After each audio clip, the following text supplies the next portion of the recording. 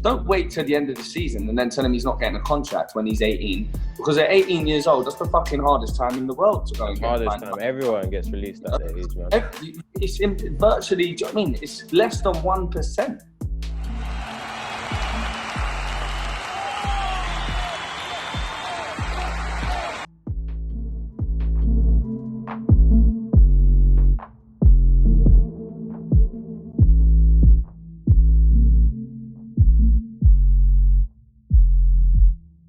Let's speak about you and Rising Ballers. So okay. Yeah. I know.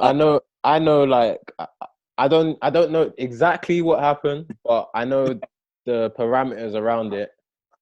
Yeah. You can talk or whatever you want to do, but I want to ask you, like, you, from what I heard, are the one who came up with the idea or created it or helped start it, or So so it wasn't ever mine. It wasn't ever mine. I didn't create the idea.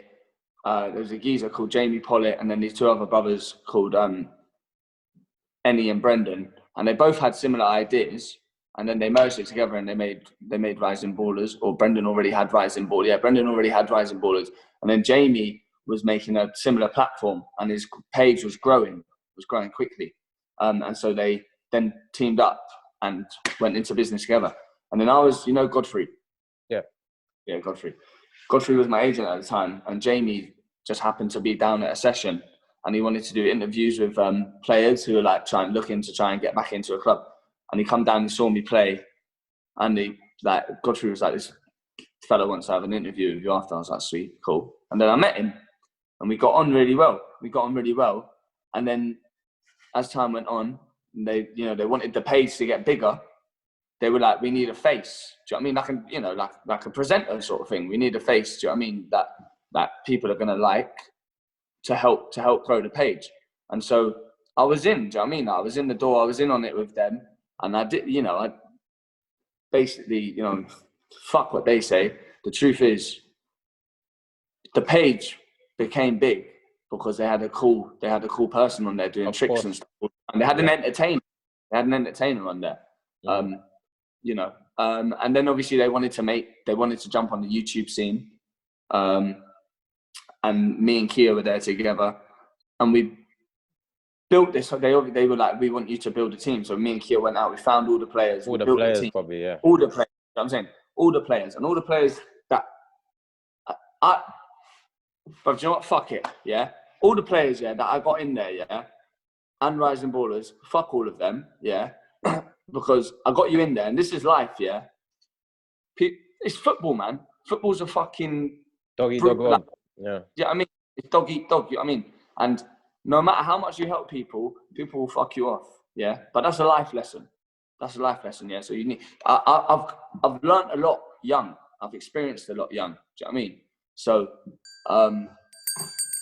yeah, me and Keith built this team, got everyone in there, and then once we built the team, things started to get shady. Do you know what I mean? Things started to get shady. I was like, this. They said they were going to give us a big cut of the money because they said there was I knew there was big investors investing in it. Here at FOOTY 258, we're proud to present you with the best football-specific content.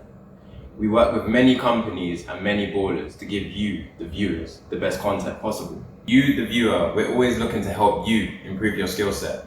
In order for you to improve your skill set and for us to keep making these videos, please click the link down below and buy some equipment.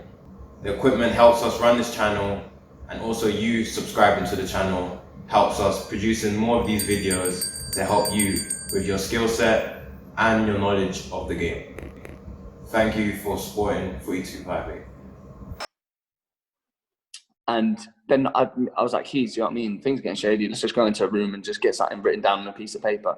So I had a meeting with them. And by the way, me and Keith were close with Jamie as well, who owns it, yeah? So he's a fucking dog, yeah? Yeah, man, we went in for him, and we were like, listen, we'd just like to get something written down on a piece of paper just so we know we're going to get our piece of the cake, because we've done a lot for the company. I wasn't even working, do you know what I mean? I was turning down jobs. They weren't paying me, yeah.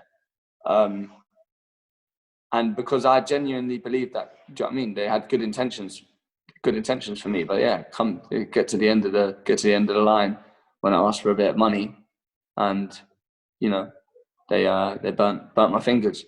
But it's all good, man. I'm glad that everything happens for a reason, man. Everything happens for a reason.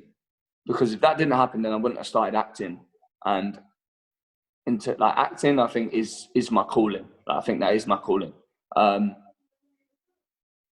But yeah, back to Rising Ballers. Yeah, that's what happened basically, man. Wow, madness. Yeah, no, Yeah. that's just, for us, we're not surprised, you know, that happens. But Yeah, no, of course, yeah, no, and I shouldn't have been. You know what I mean? I shouldn't have been surprised. People watching, they're probably like, how can they do that? You know what I mean? But listen, it's the game. The game's dirty, you know. Game, man. It is the game. The game is dirty, man. But Yeah. do you know what? I'm so glad I got out of there. It's fucking boring as well, man. I don't care about it. You know, fuck it. I'll go on one, man. The YouTube thing is, I don't want to be working for someone else. Do you know what I mean? Do it, which was what I was doing. Do you know what I mean? Turning up every Sunday, playing in the YouTube league. Do you know what I mean? Like, it's fun for a little bit, but half muddy, do you know what I mean, man? If it was your own thing, would you be interested in doing that? I think I did it, innit? I tried it. So I was in it. I was in on it. Not anymore, man. Not anymore. It don't really entertain me, to be honest. You know. I think what the SE Dons have done is sick. Do you know what I mean? They're more of a family, though. Yeah, do you know what I mean? They're more of a, exactly. They're more. Do you know what I mean? There's a loyalty there. They've done it well. And they're creating opportunities, and yeah, Rising Ballers are creating opportunities as well. For players, you know, there is a platform there, but I don't know. It just, yeah, hear you, man. What do you think of it? For me, you know, it is entertaining. The reason why I got into YouTube football was because of you. Like, in terms of, I was watching like a few of your videos. I'm not gonna lie, I wouldn't sit there and watch the whole 30 so minutes of, you know, but I enjoyed. What you're doing, this is sick. What you're doing. Yeah, I appreciate it, man. No, it is. It's good. Do you know what I mean? Get ex-footballers on the program, and you know, spreading reality basically. You're spreading. Do you know what I mean? Spreading brutal reality and harshness of football, which needs to be. So, yeah, fucking hats off to you, George. But yeah, go on. Appreciate it. No. Yeah, I like watching like you did your team talks and whatever. Like, it's a bit of entertainment for the person watching.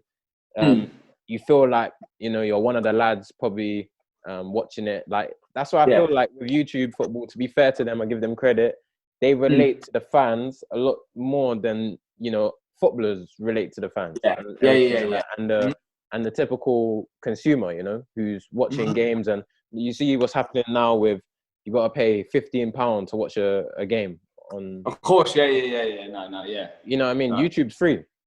You don't need to pay anything. People will be like, no, I've just watched like SE Dons, you know what I mean? Of course, You get to meet the players and everything like that. That's why I'm trying to like bridge the gap with all of that type of stuff, man. And, you know, try to be real, be yourself, man. You know, that's really what it's about, innit? You know what I mean? Yeah, bridge that gap in terms of what football is really like as well, you know? No, absolutely. Yeah, absolutely. You can take the powers away from the people who are just, you know, they're just killing the game, you know, killing the game for young kids as well. Like, they're young. No, they are, yeah, man.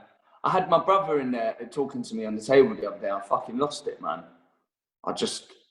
You know when coaches go cold on you? For why? You know what I mean? Like, what? Say again? Yeah, I say, like, why would a coach go? Like, if I'm a coach, like my brother, So, I'll just say this before you go, yeah. If I'm a coach, I don't mind doing a bit of coaching. I've done it in Canada a bit and one-on-one sessions or whatever. If I'm coaching, unless the kid's like messing about and mucking about, like, obviously, like, if he's doing that, ruining the session and that, I'm gonna be on to him, like, for maybe the next couple weeks or whatever. Yeah, of course, parents or whatever. But I'm saying, if the boy is not doing well and he's not confident or whatever, that doesn't mean that I'm gonna go cold on him. I'm gonna, if anything, that means I'm gonna go hot on him. I'm gonna be like, you know what I mean? But people Build him. don't think that. Yeah, Yeah, people no, don't of think like course. that. Yeah. No, they don't, man. And he was telling, he come back. He's only at Hampton Richmond. Do you know what I mean? He's at Hampton Richmond. That's a good step. Do you know what I mean? He's 18. Good platform. Good platform. He's 17. He gets in the first team there, does well. Then things can happen. Do you know what I mean? Things can happen. And I've been down to watch him. Do you know what I mean? He's centre back. He's tall. He's still skinny, but you can see he's going to fill out. He's technically, like, it's there. Do you know what I mean? The player, there's not only in a biased way, but there's a player in him. Do you know what I'm saying? So now he's come home, the coach has gone cold on him. He said he just ain't being nice to me. So I felt like going in there and just saying to him, stop fucking him around. Are you going to give him a contract at the end of the year or not? Like, are you? Like, why are you being weird with him? What's the fucking problem? Like, what are you being weird with him?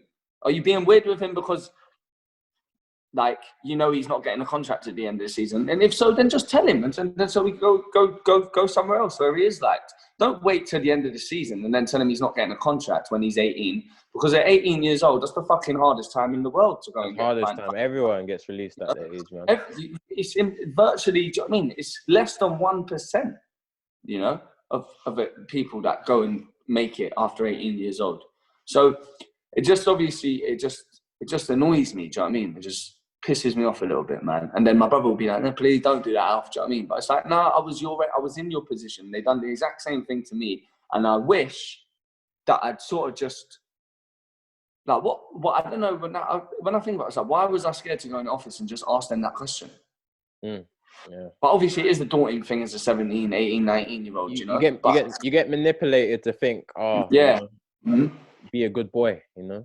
Yeah. Really what it's about, man. You know, if you're a good boy, then to be fair, there are people who've had careers and because they have been good boys and they're very average footballers and whatnot. But like, at the end of the day, you know, I would always want to be as true to myself as I can be, and obviously you got to be political and everything in terms of how you move. But yeah.